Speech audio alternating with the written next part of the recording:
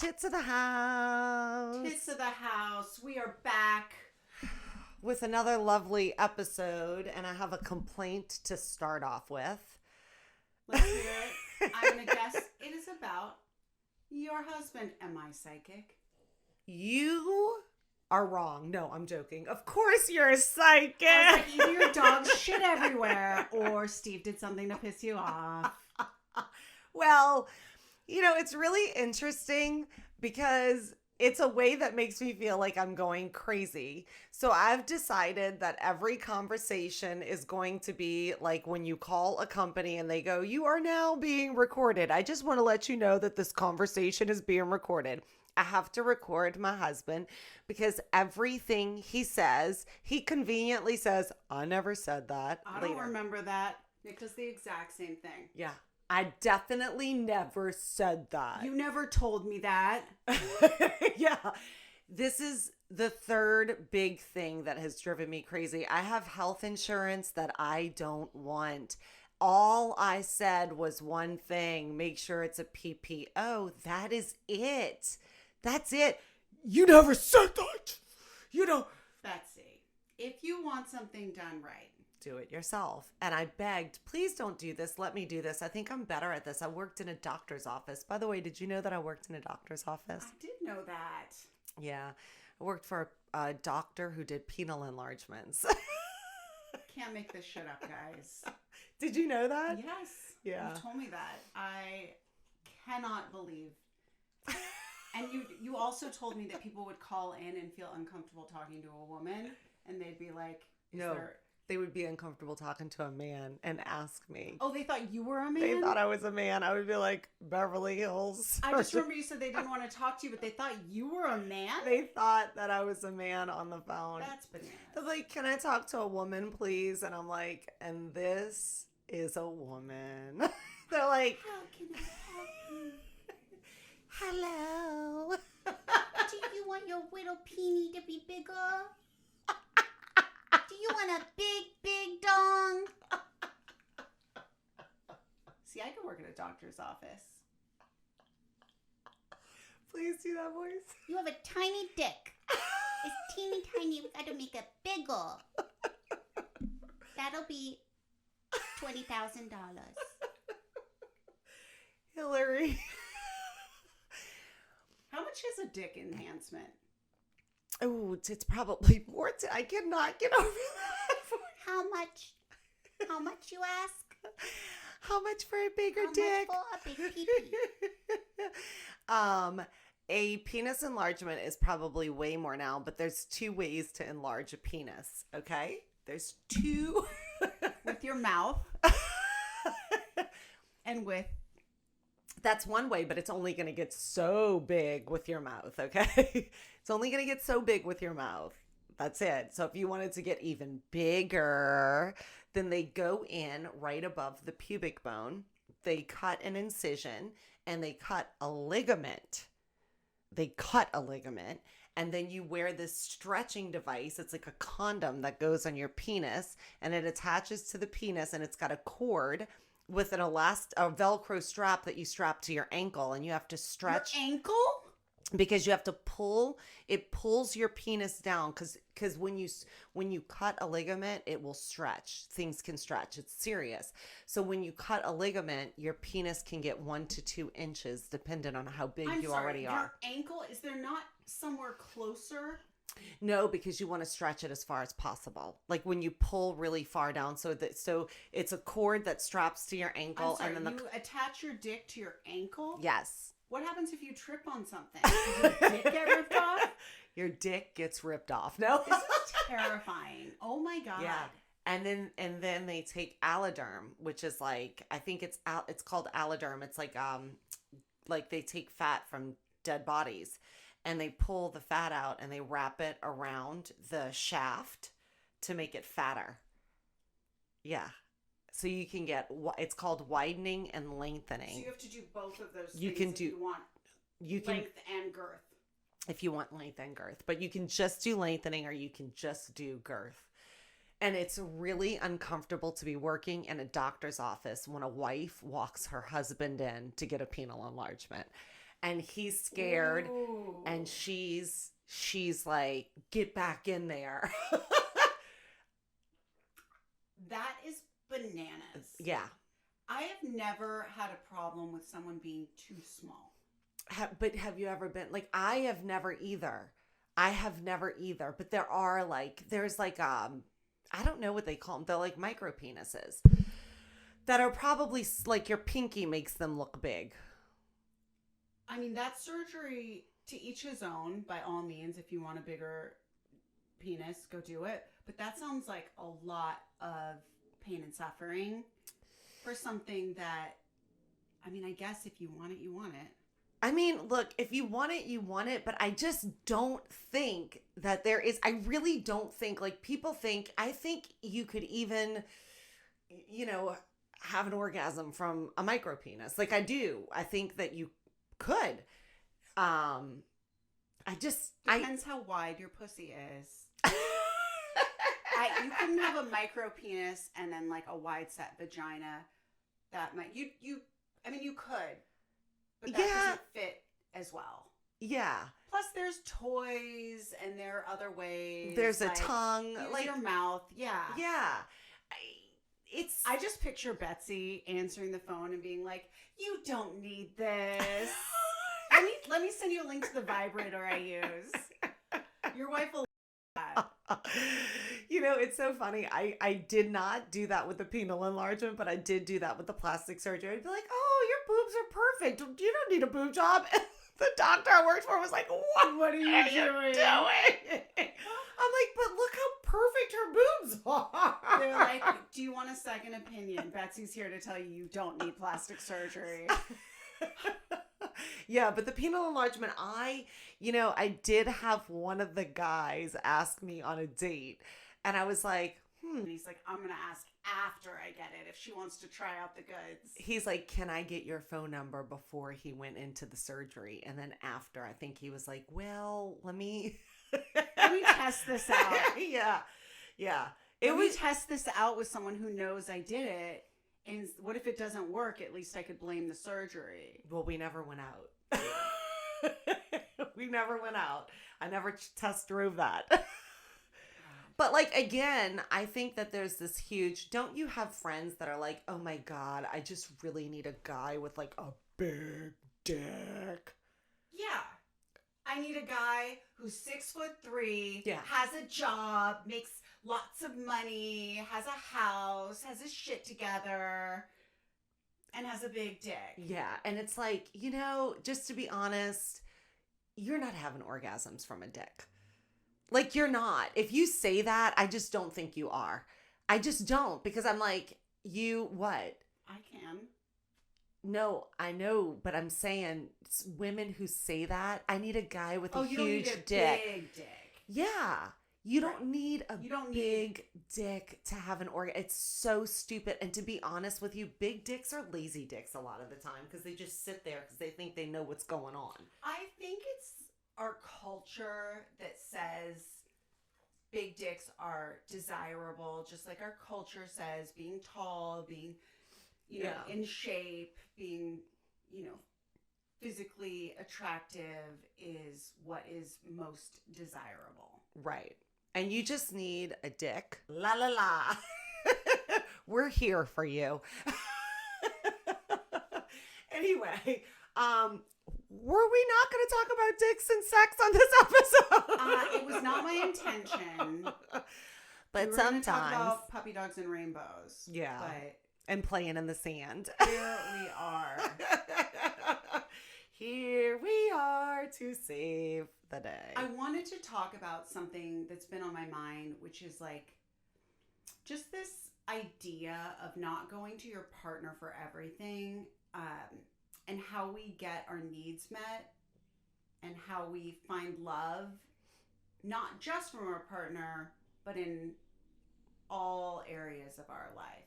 Because I do feel like part of what's going on with marriages is we expect so much from our partners, they expect so much from us, and all of that pressure. We talked a little bit about how you can outsource things, and anytime you can pay for something to be taken off your plate. Mhm. That is such a privilege and so worthwhile. And I just wanted to do a check-in because you have been running around like a chicken with your head cut off. And I'm wondering how you're filling your own cup. You know, I'm terrible at filling my own cup. You're way better at it than me. But I will say this. You said, how can we get things from other people besides relying on our husbands? I can tell you friendship is so important. Friendship is so important.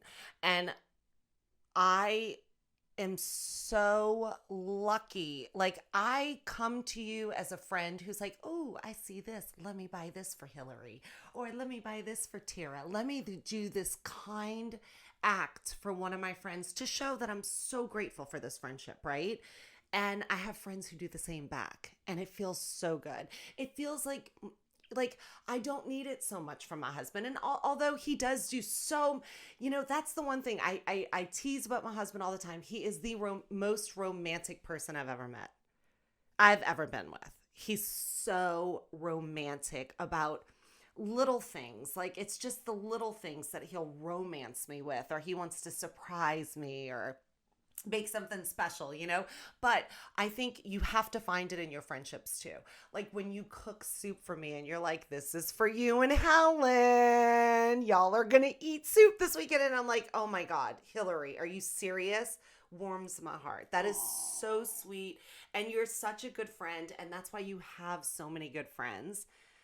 And your husband is so freaking lucky. My husband is so lucky. He's so... Thank you for saying that. I feel the same way. I feel like my friendships are so, so important. And I know if anything were to happen to my husband, I would be okay. Like, I would be devastated and so sad, but I'd be okay. Yeah. Because I have built relationships outside of him. I have aspirations and goals of my own. I have a rich, full life. And I think that part of what's so hard about having kids, especially in the beginning when you have a baby, is like they just need so much from you that everything else goes on the back burner. Keeping them alive, keeping them fed, keeping them changed is just nonstop. Yeah. And plus all the hormones and everything that's going on in your body, it makes it so hard to show up for your partner, to be available. And I can't even imagine what that's like for them because I was so in it. That was a really difficult time for us. Yeah, because you couldn't show up for him because you couldn't couldn't even show up for yourself.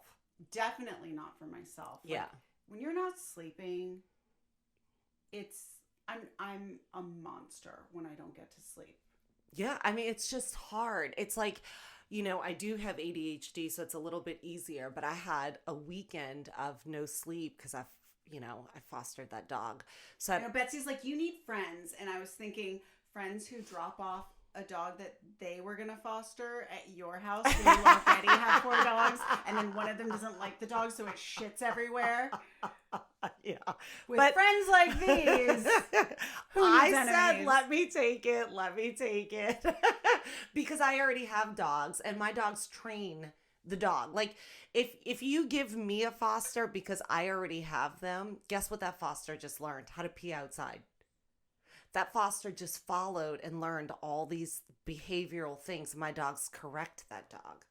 But yes, no. That dog learned that if you have your phone on silent, ADT will show up with fire trucks.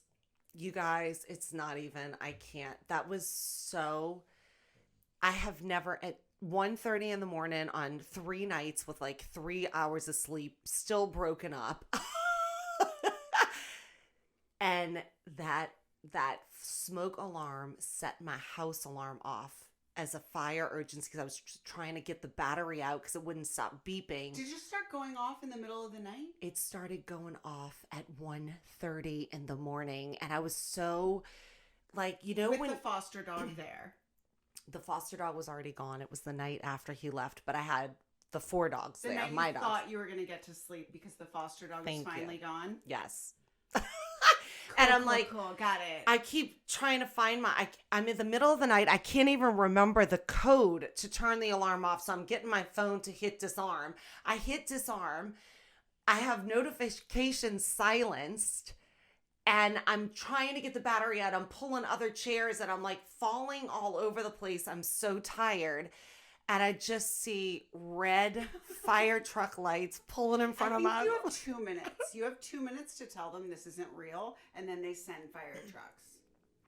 Yeah, well, they sent them. I didn't answer the phone call, so they sent them. Yeah. And the guy, how bad do you think you feel when these guys raced up out of bed, got dressed, jumped in a truck to put a fire out, and you're like, hey, did I accidentally have you come? They're like, is this a false alarm? I was like, ah. But they did come in and help you turn it off. They did, So because they I was felt- scared I was going to call you, them like- again. And then they're like, this dog's trying to run. I'm like, oh God, this one has dementia. This one's freaking out about the beeping. I can't get it off. What a nightmare. And my husband's not in town. So listen, I have the fire department showing up for me. So don't worry about me. Takes a village. It takes a village. Thanks, ADT. Thank you. Thank you, fire department. Hope I don't get a bill for that. You will. Will I get a fine? I think so. That's what Steve said. He's like, what's that fine going to be? I'm like, did you answer the phone? We had Christmas at Nick's brother's house, and one of the kids did something, and the fire truck showed up, and they were super nice about it, and they let the kids play on the fire truck. Did they get a bill? Yeah. How much?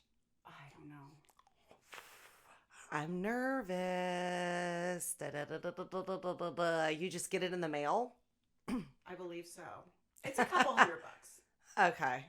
It's not like when All you right. take an ambulance to the emergency room. Oh my gosh. Well, when I get the bill, I might need to get an ambulance to take me to the emergency room. Let's see. I have to pay. Well, you're going to have to open up your mail if you want to get that bill, which you also haven't done in 3 months. So, Oh my God. I went through all of my mail. I go through some of it and then I put some on the side and I went through all of my mail and anything exciting? nothing. A bunch of bills. People asking me for money. Yeah. Yeah. Mail's never fun. Mail is one of those things where I'm like, I feel so bad for the trees because 99% of my mail goes directly, it goes into the recycling, but I also have seen a John Oliver episode that makes me think recycling isn't real. No one wants our trash. Yeah. You know, I thought that recycling was a real thing, and then someone told me, okay, I'll tell you what happened. You're going to die when you find this out. There was like a young guy that something obviously, like, I don't know if he was on drugs or whatever, something was going through my trash at 7 a.m. I decided when I saw him, I was like, oh, hey, do you need more cans? I decided to open my gate to the back, go into my want that trash? Come get this. The good trash is over here. And pull out bags of aluminum cans for this guy. And I was like, here, my husband just did a trash pickup in the mountains. You know how Steve picks up trash in the mountains? As a hobby. As a hobby, he does clean up and he goes on hikes and picks up trash in the wild, but doesn't pick up a dish, his boxers off the floor. He drops crumbs all over the counter, doesn't pick those up, but loves to go on a hike with a big backpack and pick up. So I unload the backpack.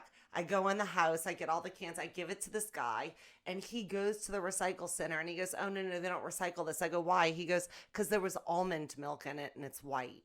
It's white in the plastics. He was educating me on what Because it wasn't cleaned out? even if it's cleaned out, because there was almond milk in the plastic bottle and it's white, they won't recycle it. Yep. He was giving me the drill, and I was like, anybody would be like, ooh, get away from my house. Me, I'm like, And what else don't they recycle? This is quite, and what else? I was getting the recycle class. Most people will be like, shoo. And Betsy's like, come in, let's chat for 3 hours. The very nice guy, he said, I'm really like a clean guy. Like, I'm not, this or that. And I was like, oh, no, I'm not judging. You're good. Listen, it's great that you do this. Good for you. Like, it's also helping the environment. Come go through the trash anytime you want. I mean, there's some good stuff in trash sometimes. So at least he's working. Have you ever heard the saying, some people's trash, one man's trash is another man's treasure. So there you have it. Trash is not always bad. Look at me. And sometimes your recycling is trash, as we learned. A lot of times your recycling is trash. So just don't buy plastic. Don't put it on me. It's these big corporations, and you go, I'm hemming and hawing over a yogurt cup and rinsing it out. And you go to a restaurant, and they're like serving everything to go in these giant plastic containers, and everything's styrofoam, and they're giving you like the utensils. Like, I can't. Every time I go to a stadium and I see the waste, I'm like, why am I stressing about my yogurt cups? What about when you go to a doctor's office and you see the waste? Oh, everywhere. Every business. Stop making shit out of plastic. It's never, I don't think it's ever going to happen. And the truth is, did you watch Seaspiracy? Yes. The real problem with plastic is not even the plastic we use. It is the fishing nets. The microplastics, right? No, they said it's all the real plastic that's junking up the ocean is the fishing nets, the commercial fishing nets that break in the ocean. That is the problem. They were saying, they showed like, it is insane. They showed like all the straws, all the cups, all the waste that we use is like 0.0001, like 0.001% or something. And it's really all these big commercial fishing companies, it's their plastic nets that are really causing the problem in the ocean and killing the phytoplankton. Please, we're not going to be able to breathe one day. We're going to choke to death. But anyway, we need the young people to come fix these problems. Yeah, we all need to fix them, but the thing is like it's all the people. We think it's the young people, but it's all the people. But it's just one problem after another. And the truth is, like, we're gonna die anyway from eating out of plastic. All this stuff's coming out about microplastics. I had no idea about this. Steve calls me, my own husband, and here's Steve showing up for me, babe. Like, this is a man who wants to keep me as healthy as possible and alive as long as possible. And I'm like, do you just want to keep me alive so you can torture me longer? So that he can sleep with you? Yeah. Run around and chase you with his dick out? Yeah, because he needs a full-time vagina. He doesn't have a schedule to go look for pussy. He doesn't want your vagina to be plasticized. Right. It's not healthy for my penis. The microplastics are changing the taste of your pussy. It tastes a little plasticky. There are microplastics in everything. I remember I was getting sick all the time, and one of the things they tested was my levels of like microplastics, and they were, I don't know, like insanely high. And the doctor was like, you need to stop using Tupperware. Don't use Tupperware. Don't cook things that, you like microwave dinners. They're in those plastic things. Like, I grew up eating that stuff. I'm sure it's just like built up over time. That's for sure a problem I have. Well, think about it. I eat all the frozen food from Trader Joe's. It's in plastic. Does that cause microplastics? I take it out. Heating it up in the plastic is extra bad. I don't know. Honestly, though, sometimes the stress about what damage it could do is worse than the actual damage. Like, stressing about food is, especially like if you're like, I shouldn't eat the cake. It's like, just fucking eat the cake and enjoy it. Don't worry about it, or it's going to be... I eat the cake. I eat the cake too. Yeah. I mean, I honestly, I would rather eat salads every day and have the popcorn with the extra, extra, extra, extra, extra salt on it. You love popcorn. It's my favorite food in the whole world. If I only had one food that I could eat for the rest of my life, if someone said you only get to eat one food, it would be popcorn. I think I'd have to do like pasta. Really? Ugh. Sorry to disappoint you. Well, I'm Sicilian and that's what I grew up on. And so everybody's always like, oh, let's go to Italian. And I'm like, ugh. That's how I feel. I'm over pizza.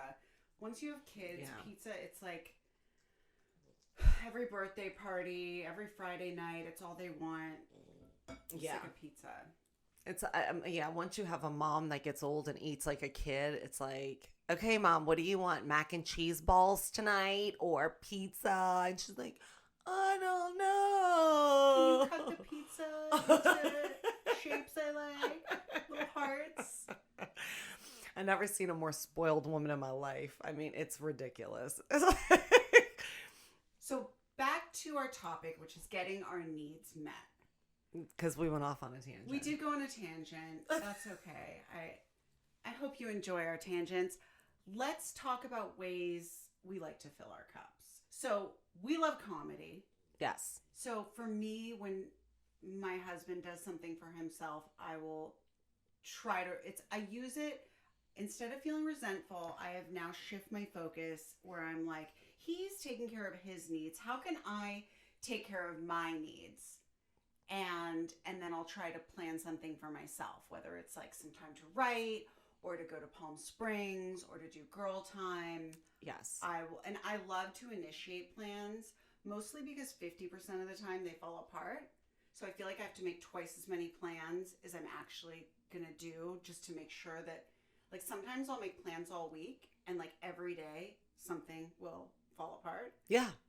Every day. It always happens. But that's true. Is like, I am so much better at filling everyone else's needs and never my own.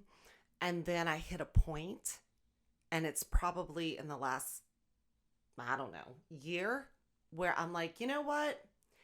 This is called my turn. People don't like this very much. People are not a fan of the new me. They don't like boundaries. No. And they I'm like boundaries for themselves, but not when you put them down. No. And my favorite thing to do is make videos for Instagram. I love it. It's so much fun to think of comedy ideas. I love, like, you and I both, we write together.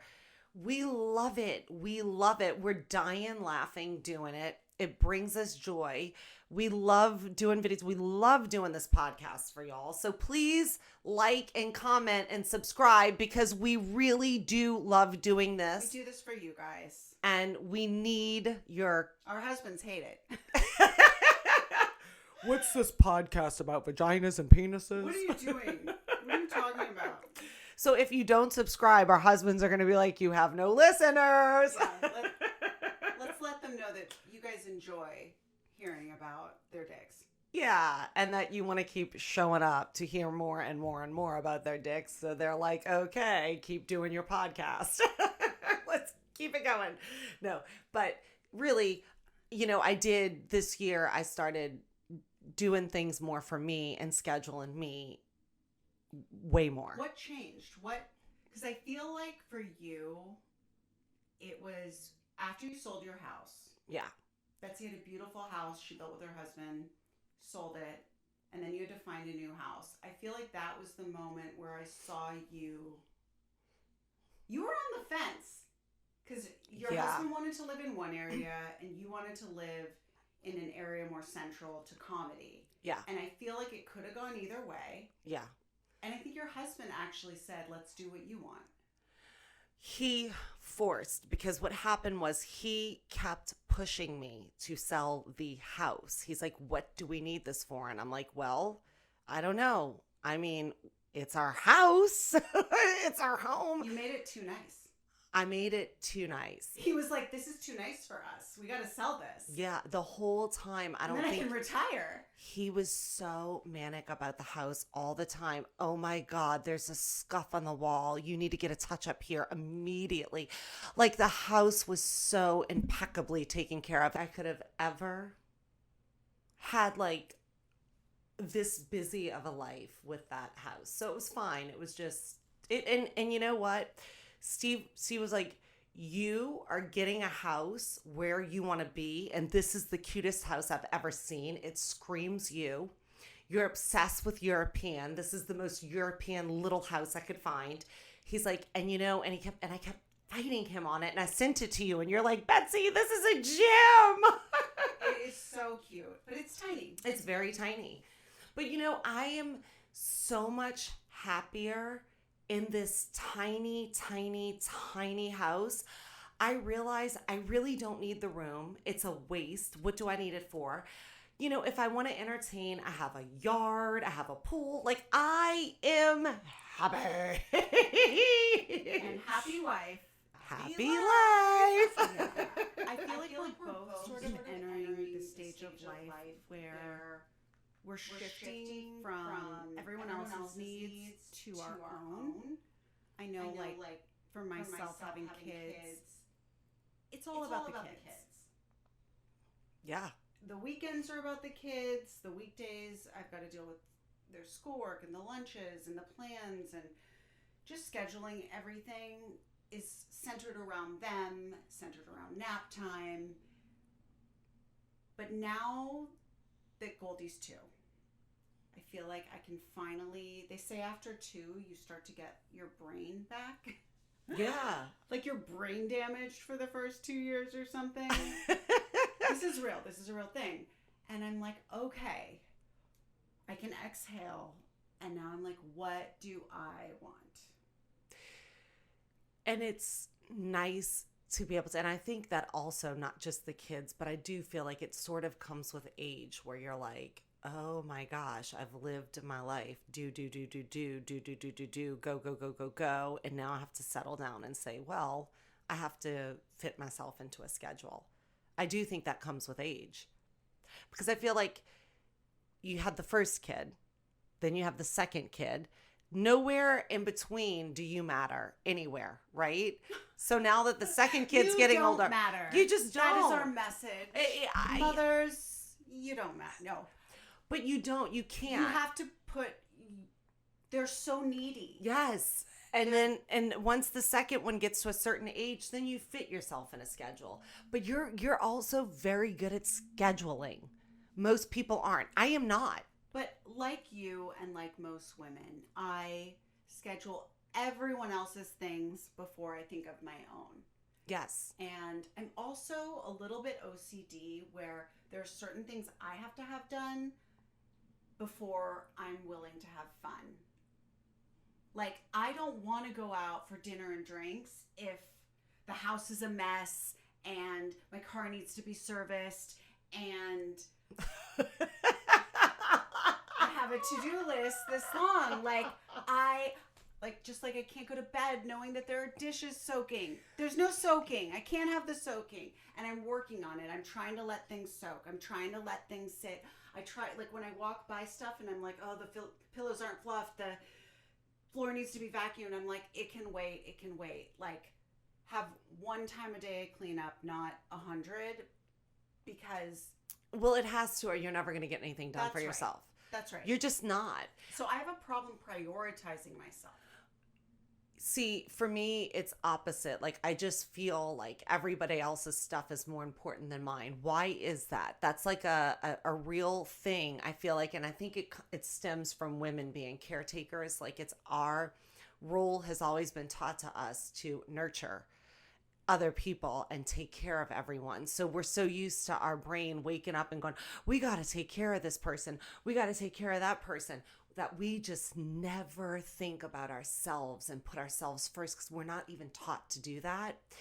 I had someone say to me, listen, on the airplane, you should live your life like this. On the airplane, they say, put your oxygen mask on first or you're no good for anyone else. For me, I'm choking to death, putting everyone else's oxygen mask on, half dead on the floor. And then I'm like, maybe I should try to save myself last minute. That's how I've lived my life, my entire life. I sometimes have to remind you, because you will give your time and attention to people before you do the things that you have to do, want to do, need to do. Yeah. And it's like, what are you doing helping someone buy a car? What are you doing? You do not have time for that. You guys, this is literally, this is not even a joke. This is not, we are comedians, and this is a very serious, true thing. Hillary calls me and is like, call and cancel. You can't do that. Get over here. We're doing the podcast. We're shooting a video. You're doing things for You're you. busy. Yeah. But that's why you're such a good friend to me. Because I forget. Hillary goes, what's up with your nails? I sound like a bitch. But people could take that as you're a bitch, or people could take that. I'm going to tell you how I take it. No friend is doing that because they don't care to see their friends move forward and be successful. And let me tell you, you're a friend who shows the fuck up and pushes people. I do. I hope I do, because I really try to push you to be the friend for you in your life like you are for me. Anybody could say whatever they want about you. Hillary, you push people around you. You freaking tell people the truth. And girl, I will show up for you any day because I appreciate that. I need a friend like that. I do it because I care. If I'm not pushing you, by the way, the information that you give me tells me how to push you. I'm not like, you need to do this, you need to do that. I'm like, you said you wanted to do this. You said you wanted to. I'm reminding you what you really want, because I think it is, Oprah said the hardest thing in life is knowing what you want, knowing what you really want. Like you said, we're programmed to please other people. And I think it comes more naturally because of our culture to take care of other people. And it's unnatural to put yourself first. And you got to find a balance, first of all. But if you don't make time for the things you want to do, you're not going to get to where you want to be. No, never. You will. And this is the most important lesson to learn in life. And boy, did I wish I knew it in my 20s, that you're going nowhere when you're running around for everyone else around you all the time. Like you have to have friends that tell you that you do this, like you. You have to find people in your life. And that is a big part of filling up your cup too. You got to find your tribe. You got to find your people. Your cheerleaders, your people that when you're down or you need someone, a pep talk, you have to find it. That is a big part of filling up your cup. And I think you only need one person. You don't need 1,000 friends. We're not meant to have I know we have friends on Facebook. The olds do. The olds are on Facebook. We have friends on Instagram. But it's like, you just need one real friend to be there for you. Yeah. For you to feel loved, supported, like someone sees you, like someone's on your side. And someone feels like what you're doing is important and it matters because it matters to you. Yeah. And everyone matters. Everyone matters. You gotta be reminded sometimes. Yes. And all of the things you want to do matter. And Hillary and I are here to remind you that you matter. The things that you want to do matter. Fill your cup. Find your way to make your life whatever you want it to be, and any dream you have come true. Hallelujah.